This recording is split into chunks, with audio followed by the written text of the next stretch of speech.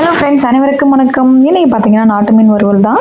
சீசனில் தான் இது கிடைக்கும். ஸோ அதனால் என் மாமனார் போய் பிடிச்சிட்டு வருவாங்க. அவங்களே ஃப்ரெஷ்ஷாக உயிரோடு இருந்தது இந்த மீன். பார்த்திங்கன்னா இந்த மாதிரி கட் பண்ணி கொடுத்தாரு. அவரே மாமனாரே கட் பண்ணி கொடுத்தாரு. நான் தோல் மட்டும் உரித்தேன். இந்த இடத்துல மேலே கட் பண்ணிவிட்டு தோல் அதை பிடிச்சி இழுத்தவொடனே வந்துச்சு. பாருங்கள், எவ்வளோ ரோஸ் கலரில் பார்க்கவே ஆசையாக இருந்துச்சு. நம்ம கடையிலலாம் மீன் வாங்கும்போது இந்த அளவுக்கு நமக்கு ஃப்ரெஷ்ஷாக கிடைக்காது கடல் மீன்லாம். ஸோ இது வந்து ஏரி மீன். இது சென்னையில் இங்கே ரெட்டேரியிலேருந்து பிடிச்சிட்டு வந்த மீன். இது நல்லா ஃப்ரெஷ்ஷாக இருந்தது. எல்லாத்தையுமே நான் தோல் உரிச்சிட்டு, சின்ன மீன் மட்டும் தோல் உரிக்க முடியாது. ஸோ அதனால் பெரிய மீன் உரிச்சிக்கிட்டு கோடு போட்டு இந்த மாதிரி எடுத்துக்கிட்டேன். உப்பு போட்டு ஒரு அரை மணி நேரம் தனியாகவே நான் ஊற வச்சுட்டேன்.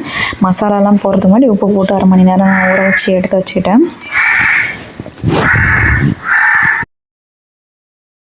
இப்போ அதுக்கு தேவையான மசாலா என்னென்னு ரெடி பண்ணி வச்சுக்கலாம் வாங்க.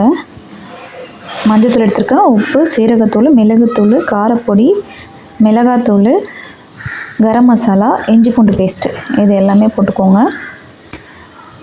லெமன் ஒரு பாதி லெமன் பிழிஞ்சு விட்டுருக்கேன். அப்படியே எல்லாத்தையுமே சேர்த்து மிக்ஸ் பண்ணிக்கோங்க.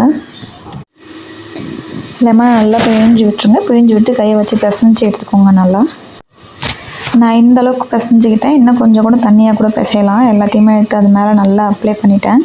அப்ளை பண்ணி இதையும் ஒரு அரை மணி நேரம் ஊற வச்சு, மொத்தமாக ஒரு மணி நேரம், அரை மணி நேரம் உப்பு ஊற வச்சு, அரை மணி நேரம் மசாலா ஊற வச்சு, ஒரு மணி நேரத்துக்கு அப்புறம் தான் நான் இதை பொரித்தேன்.